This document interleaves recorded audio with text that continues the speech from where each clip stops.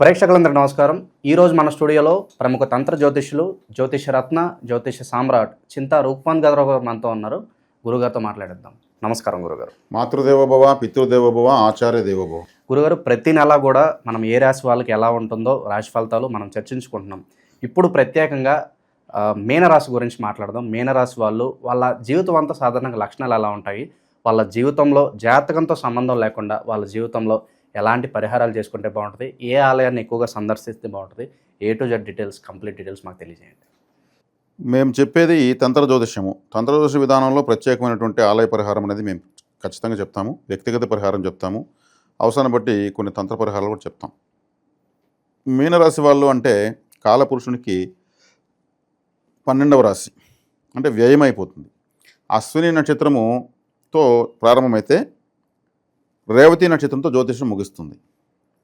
108 పాదాలు. అశ్విని నక్షత్రం తల మీద స్టార్ట్ అయితే పాదాల దగ్గర రేవతి నక్షత్రం అంతమవుతుంది. ఇది సంపూర్ణ కాలపురుష స్వరూపము. ఈ మీనరాశి జలరాశి, ద్విస్వభావ రాశి. అదేవిధంగా ఇక్కడ దేవగురువు బృహస్పతి సొంత రాశి. ఇప్పుడు కూడా ప్రతి రాశిలోనూ ఆ రాశ్యాధిపతికి వ్యతిరేక శత్రువు యొక్క నక్షత్రం ఖచ్చితంగా ఉంటుంది. ప్రతి రాశిలోనూ ఉంటుంది. అంటే మీనరాశికి సప్తమ చతుర్థాధిపతి అంటే బుధుడు బాధకాధిపతి అవుతాడు. బాధకాధిపతి నక్షత్రం రేవతి మీనంలోనే ఉంటుంది. మీనరాశికి ఇక్కడ గురువర్గము శనివర్గం 2 వర్గాలు ఉన్నాయి. ఇక్కడ గురువర్గ గ్రహాలు, శనివర్గ గ్రహాలు. గురువర్గ గ్రహాలు గురువు, కేతువు, సూర్యుడు, చంద్రుడు, కుజుడు. శనివర్గ గ్రహాలు శని, రాహువు, బుధుడు, శుక్రుడు. మరి ఈయన ఒక బ్యాచ్కు లీడర్ అయితే ఆయన ఒక బ్యాచ్కు లీడరు. ఆయన యొక్క నక్షత్రము ఉత్తరాభద్ర ఇందులోనే ఉంది. అంటే బాధకాధిపతి యొక్క నక్షత్రము మీనంలో ఉంటుంది. శత్రువర్గానికి చెందినటువంటి ఇంకొక శనిగ్రహానికి సంబంధించినటువంటి నక్షత్రము ఈ యొక్క రాశిలోనే ఉంటుంది. మరి గురువుకి ఒకే ఒక పాదం, పూర్వాపాద నక్షత్రం 4వ పాదం మాత్రం ఉంది. మరి ఆయనకు తీసుకుంటే నక్షత్రాధిపత్యం చాలా తక్కువ, కానీ రాశ్యాధిపతి ఆయనే. జలరాశి. ఇక్కడ ఇంకొక విచిత్రం ఏమంటే దేవగురువు బృహస్పతి, రాక్షస గురువు శుక్రాచార్యుల వారు. శుక్రాచార్యుల వారు ఈ రాశిలో వచ్చేసి ఉంటారు. అంటే మీనరాశిని ఆక్రమించిందంతా కూడా బుధుడు, శని, శుక్రుడు. ఈ రాశిలో శత్రువే వచ్చేసి పొందుతాడు. ఈ రాశిలో శత్రువే 4 పాదాలతో బలంగా ఉంటాడు. ఈ రాశిలో శత్రువే ఇంకొక నక్షత్రం ఉత్తరాభద్ర నక్షత్రం 4 పాదాలతో బలంగా ఉంటారు. కాబట్టి ఇక్కడ ఈ రాశిలో ఈ శని, బుధ, శుక్ర ప్రభావాలు చాలా ఎక్కువ ఉంటాయి. శుక్రుడే వచ్చేసి పొందుతాడు. ఇది జలకారకత్వమైనటువంటి రాశిది. ఈ రాశి వాళ్ళు ద్విస్వభావం, పలు రకాల స్వభావాలు కలిగి ఉంటారు. సంబంధం లేని సమస్యలు వీళ్ళని ఎత్తికి వస్తూ ఉంటాయి. అంటే ద్విస్వభావ రాశులు మీనము, మిథునము, కన్య, ధనస్సు. ఈ 4 రాశులు ఇలాగే ఉంటాయి. అంటే ఈ ఒక్క రాశిని కాదు. అంటే వేరే వాళ్ళకి ఎక్కువగా హామీలు ఉండడము, పూచీకత్తులు ఉండడము, షూరిటీలు ఉండడము, హామీలు ఇవ్వడము, మధ్యలో నిలబడము, మనోళ్ళైన భావన ఉంటుందో ఎక్కువగా వెళ్ళదు. అది ఓకే. అతి సర్వత్ర వర్జయత్. ఏది ఎక్కువ కాకూడదు. నటించే తెలియకపోతే తగులుకునేది ఎక్కువ అవుతుంది. వీళ్ళు నటించే తెలియకుండా మనవాడలే మనకు అన్యాయం చేయాలి అనుకుంటారు. అవసరం తీరిన తర్వాత కడుపు నిండితే మళ్ళీ మర్చిపోతారు, నిండకపోతే విశ్వాసం చూపిస్తారు. కాబట్టి వీళ్ళు అటువంటి బాధ్యతలను చెప్పచ్చు మీనరాశి వాళ్ళు, దుస్వభావ రాశి కాబట్టి ఇక్కడ స్థిర రాశి అయితే నిర్ణయాలు మారవు. ఇది దుస్వభావం. నిర్ణయాలు మారుతూనే ఉంటాయి. తప్పు వీళ్ళదే ఉంటుంది. స్థిరమైన నిర్ణయాలు చేయలేరు. మార్పు కోరుతూ ఉంటారు. కొత్తదనం చూడాలనుకుంటూ ఉంటారు. ఎక్కడెక్కడో తిరగాలనుకుంటారు. 12వ స్థానం ఏం చేస్తుంది? ప్రపంచం అంతా చూడాలనిపిస్తుంది. అంటే వరల్డ్ టూర్ అంతా తిరగాలనిపిస్తుంది వీళ్ళకి అంత సంబంధ గ్రహాలు జాతకంలో బలంగా ఉంటే ఆ విధంగా తిరుగుతారు. అలా లేనప్పుడు ఏమవుతుంది? ఆలోచించుకుంటూ, ఊహించుకుంటూ, సంతోషపడుకుంటూ ఉంటారు. కాబట్టి ఈ రాశి వాళ్ళు తమకు 11వ రాశి అంటే మకరం, ఆ రాశిని బలపరుచుకుంటే ఏమవుతుంది? లాభస్థానం. అది లాభస్థానాన్ని బలపరిస్తే ఏమవుతుంది? లాభాలే కలుగుతాయి. ఏం పని చేసినా లాభం ఉండాలి కదండి. నష్టాలకు ఏ వ్యాపారం చేయరు కదా. ఒకవేళ నష్టానికి అమ్మాల్సి వస్తే కూడా అబద్ధం చెప్తారు వ్యాపారంలో. నాకు చేతి నుంచి పోతా ఉందని చెప్పి కొంత ఆదాయానికే అమ్ముతారు. అలా చేసినప్పుడే ఇంట్లో కుటుంబానికి సాకనవుతుంది. కాబట్టి ప్రతి ఒక్కరూ వాళ్ళ యొక్క లాభస్థానాన్ని బలపరచుకోవడం వల్ల వాళ్ళు చేసే అన్ని పనులు లాభకరంగా ఉంటాయి. ఇప్పుడు మకర రాశి లాభరాశి. మకర రాశి ఎవరిది? శనేశ్వరుడిది. అప్పుడు ఆ రాశిని బలపరచాలి వీళ్ళు. వీళ్ళ లైఫ్ టైం. ఆ రాశిని బలపరచాలంటే ఏం చేయాలి? శనివారం రోజు శనిహోరలో నువ్వులతో చేసినటువంటి బర్ఫీలు కానీ, చాక్లెట్స్ కానీ, లేదా ఇంకేదైనా నువ్వులతో చేసిన నువ్వులతో వంటలు కానీ శనిహోరలో పంచేయాలి దానంగా. శని సంబంధమైనటువంటి ఆహారం పంచేయాలి. అప్పుడేముంది, లాభభావం బలపడుతుంది. శని వీళ్ళకి శత్రువు అని చెప్పాను కదా, కరెక్ట్గా లాభరాశి వీళ్ళకి శత్రువుదే అవుతుంది. ప్రతి రాశికి ఆ రాశి నుంచి లాభ రాశించుకుంటే బద్ధ శత్రువుదే ఉంటుంది.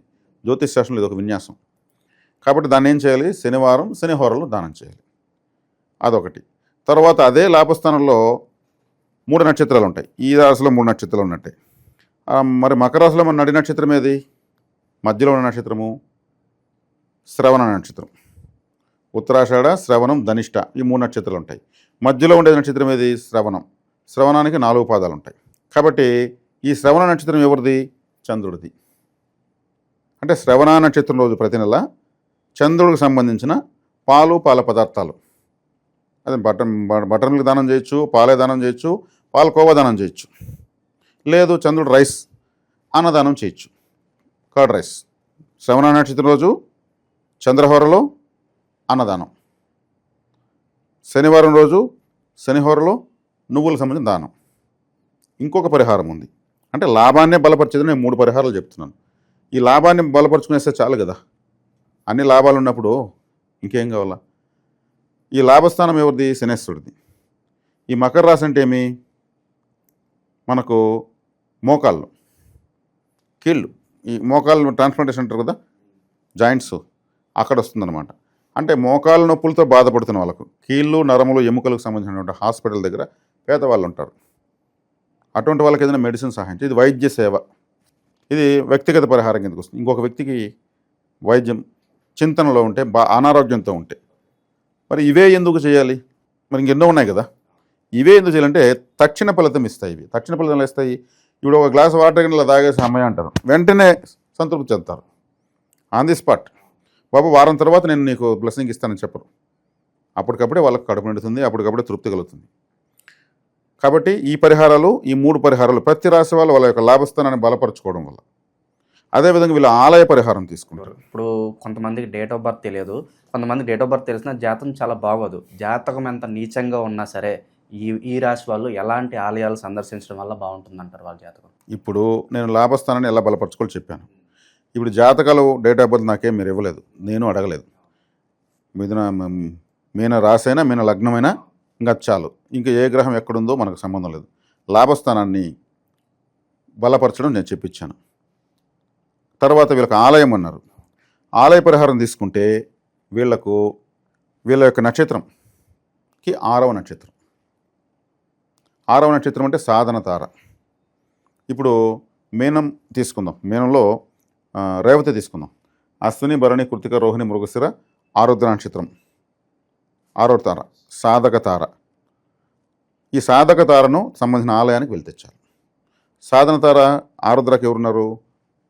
పరమేశ్వరుడే. కాబట్టి ఆరుద్ర నక్షత్రం వీళ్ళు ఖచ్చితంగా శివాలయానికి వెళ్తూ ఉంటే వీళ్ళు సాధన తార, వీళ్ళు ప్రయత్నించేవన్నీ సక్సెస్ అవుతాయి. ఇప్పుడు సాధన, దాని పేరు సాధన తార. సాధనమున పనులు సమకూరు ధరలోన. క్లియర్. కాబట్టి శివారాధన ఎక్కువ చేయాలి వీళ్ళు. అదేవిధంగా ఉత్తరాభాద్ర నక్షత్రం వాళ్ళు. ఉత్తరాభాద్ర నక్షత్రం వాళ్ళు ఏం చేయాలి? ఆరుద్రకు వెనుకున్న నక్షత్రం ఏది? మృగశిర. వీళ్ళకి 6వ నక్షత్రం. మృగశిర అంటే ఏమి? మృగశిర జంతువు యొక్క తల. అంటే జంతువు యొక్క తలతో ఎవరున్నారు? వినాయకుడు, నరసింహస్వామి, ఆంజనేయ స్వామి, వరాహస్వామి, వారాహిమాత, ప్రత్యంగరాదేవి, హయగ్రీవుడు, అశ్విని దేవతలు, శరభేశ్వరుడు, వీళ్ళంతా జంతువు తలతో ఉన్న వాళ్ళే. అందుబాటులో ఉన్నారు. విఘ్నేశ్వరుడు ఎక్కువ ఉంటాడు. మృగశిర నక్షత్రం వీళ్ళకి సాధకతారు. కాబట్టి ఉత్తరాభాద్ర నక్షత్రంలో ఏం చేయాలి? వినాయకుడు ఆలయానికి ఎక్కువగా వెళ్ళాలి. ఎక్కువగా వెళ్ళాలంటే ఏం చేయాలి? వినాయకుడు ఏం సైకిల్ జమి నైవేద్య ప్రియుడు కాబట్టి ఆయనకు అరటి పండ్లు ఒక మాలగా చేసి ఆయన మెడలో వేసి ఆరాధించాలి. నైవేద్యమే మాలగా. ఒక 5 లేదా 7, 9 అంటే బేసి సంఖ్యలో మనం ఆ మాల కట్టడం వల్ల మన పరిస్థితి సరిచేస్తాడు ఆయన. కొబ్బరికాయలు, చెరుకు పిచ్చులు, గరిక ఇలాంటివి. కాబట్టి మృగశిర నక్షత్రం రోజు ఎక్కడున్నా వీళ్ళు విఘ్నేశ్వరాలయంలో ఉండాలి. అది ఎప్పుడు వస్తుంది? 27 రోజులకు ఒకసారి వస్తుంది. అది కూడా చేయలేకపోమంటే ఏం చేద్దాం మనం? అదే రేవతి నక్షత్రం వాళ్ళు ఆరుద్ర చెప్పాను. ఆరుద్ర అంటే మనకు పరమేశ్వరుడు. ఆయన అభిషేక ప్రియుడు. చల్లని నీళ్ళు మంచినీళ్ళు పోస్తే కూడా ఆయన వాళ్ళ సైకాలజీ ప్రకారం పోవాలి. అదేవిధంగా పూర్వభద్ర నక్షత్రం పూర్వభద్ర నక్షత్రం వాళ్ళకి రోహిణి నక్షత్రం సాధన తార అవుతుంది. ఆ తారకు సంబంధించిన దేవత ఎవరు? అందులో పుట్టింది శ్రీకృష్ణుల వారు. చక్కగా భగవద్గీత వింటా ఉంటే కూడా చాలు వీళ్ళు. కృష్ణుడు ఉపదేశించిందే కదా. మరి ఇంకెవరు ప్రపంచంలో ఎంతమంది చెప్పినా కానీ కృష్ణుడే దాన్ని ఉపదేశించాడు. శ్రీకృష్ణ మందిరానికి వెళ్ళొచ్చు, శ్రీకృష్ణ ఆరాధన చేయొచ్చు, శ్రీకృష్ణ ఫోటో వాల్పేపర్ పెట్టుకోవచ్చు. ఈ రేవతి ఉత్తరాభద్ర నక్షత్రం వాళ్ళు కూడా రేవతి వాళ్ళు పరమేశ్వరుని వాల్పేపర్ పెట్టుకోవచ్చు, ఉత్తరాభద్ర వాళ్ళు విఘ్నేశ్వరుని పెట్టుకోవచ్చు. అంటే ఆ బ్రీతింగ్లోకి వెళ్ళిపోవాలి. అంటే సాధన తారను బలపరచడం ద్వారా, లాభస్థానాన్ని బలపరచుకోవడం వల్ల వీళ్ళు ప్రయత్నించే పనులు దైవబలం యాడ్ అవుతుంది. కాబట్టి ఇంకేం కావాలి మీకు మెయిన్ రాసి చెప్పండి. సో వీళ్ళు కళ్ళు మూసుకుని పలానా వ్యాపారం ప్రారంభించాలంటే ఏ రంగాల్లో వీళ్ళు పెట్టుబడులు పెడితే బాగుంటుంది గురుగారు? వీళ్ళ లైఫ్ టైం అంటే లైఫ్ టైం అంటే వీళ్ళు మీనరాశి కాబట్టి వీళ్ళు ముందు చేపలు తినకూడదు. First point. వీళ్ళ రాశిని వీళ్ళు తిన్నట్టే. దాని పేరే మీనము. కాబట్టి చేపలు తినకుండా ఇంకేం తినొచ్చు అంటే మామూలు జనరల్గా నేను ఎన్నో వీడియోలు చెప్తుంటాను. చికెన్ తినడం వల్ల అప్పులు పెడతాయని చెప్తుంటాను. చికెన్ అంటే అది కేతుగ్రహము. కేతుగ్రహం అంటే అప్పు అంటే కేతు అని. చికెన్ ఎగ్ తినకపోవడం మంచిది. దాని బదులు ఇంక వేరేమైనా తినచ్చు. ఒకవేళ అట్లా మేము వదులుకోలేమండి అంటే అది మనకు సంబంధం లేదు. తర్వాత చేపలు వీళ్ళు తినకూడదు. వీళ్ళ రాశికి సంబంధించినటువంటి జీవకారకత్వం కాబట్టి అవసరం ఉంటే 6 కేజీనో ఒక చేపను కనీసం పట్టి నీళ్ళలో వదులుతూ ఉంటే అది హ్యాపీగా అలా ఆడుకుంటూ వెళ్తూ ఉంటే అదొక నిజమైనటువంటి లైవ్ రిపోర్ట్. అది మనకు బ్లెస్సింగే వస్తుంది. రాశి బలపడుతుంది. తర్వాత వీళ్ళు చేసుకోవాల్సినటువంటి వ్యాపారము ఎక్కువగా జల సంబంధమైనటువంటి వ్యాపారాలు చేసుకోవచ్చు. ఎందుకంటే వీళ్ళు రాసే జల సంబంధమైన ఎత్తుకుంటే మన శరీరంలో 80% వాటరే ఉంది. ప్రపంచమే నీటితో ఉంది. ఒక విధంగా చెప్పాలంటే భూమి 20% ఉంది, 80% భూమి కూడా నీటితో కప్పబడి ఉంది. మీనరాశి కూడా సముద్రమే. కాబట్టి ఇక్కడ ఫుడ్ రిలేటెడ్ చేసుకోవచ్చు. ఇక ఏదన్నా పనులు ప్రారంభించాలన్నప్పుడు సాధారణంగా మనం ఒక మంచి రోజు కోసం చూస్తాం. వారంలో ఏ రోజు వీళ్ళకి బాగా కలిసి వస్తుంది అంటారు? ఏ కలర్ బాగా వీళ్ళు ప్రిఫర్ చేస్తే బాగుంటుంది అంటారు? కలర్ వీళ్ళకి తీసుకుంటే రేవతి నక్షత్రం వాళ్ళకు గ్రే రిలేటెడ్ బాగుంటుంది. ఎందుకంటే సాధన తార అన్నప్పుడు అది రాహుది. Rahu grey, ash, silver colours బాగుంటాయి. అదేవిధంగా వీళ్ళకి ఉత్తరాభాద్ర వాళ్ళకు మృగశిర నక్షత్రం సాధన తార అవుతుంది. మృగశిర అంటే అది మన అంగారకుడిది. రెడ్ రిలేటెడ్ బాగుంటాయి. పూర్వభాద్ర వాళ్ళకు రోహిణి నక్షత్రం. రోహిణి నక్షత్రం అంటూ వైట్, క్రీము, ఆఫ్ వైట్ ఇటా కలర్స్ బాగుంటాయి. కాబట్టి వీళ్ళు ఇంకా ఏం చెప్పారు మీరు? ఏ వారం ప్రారంభించు? ఏ రోజు ప్రారంభించుకోవచ్చు అనుకుంటే వీళ్ళకు రేవతి నక్షత్రం వాళ్ళకి శనివారం బాగుంటుంది. ఉత్తరాభాద్ర వాళ్ళకు శుక్రవారం బాగుంటుంది. పూర్వభాద్ర వాళ్ళకు గురువారం బాగుంటుంది. ఎందుకంటే పూర్వభాద్రుడు గురు నక్షత్రం కాబట్టి, ఉత్తరాభాద్ర శని కాబట్టి ఆయనకి మిత్రుడు శుక్రుడు కాబట్టి, అదే రేవతికి వచ్చేక్కడికి వాళ్ళకు శనివారం అంటే శనేశ్వరుడిది. వీళ్ళ వర్గానికి సంబంధించిన వారాలు వీళ్ళకి కలిసి వస్తాయి. సో లక్కీ నెంబర్స్ విషయానికి వస్తే వ్యక్తిపరంగా ఒక్కొక్కరికి ఒక నెంబర్ ఉంటుంది.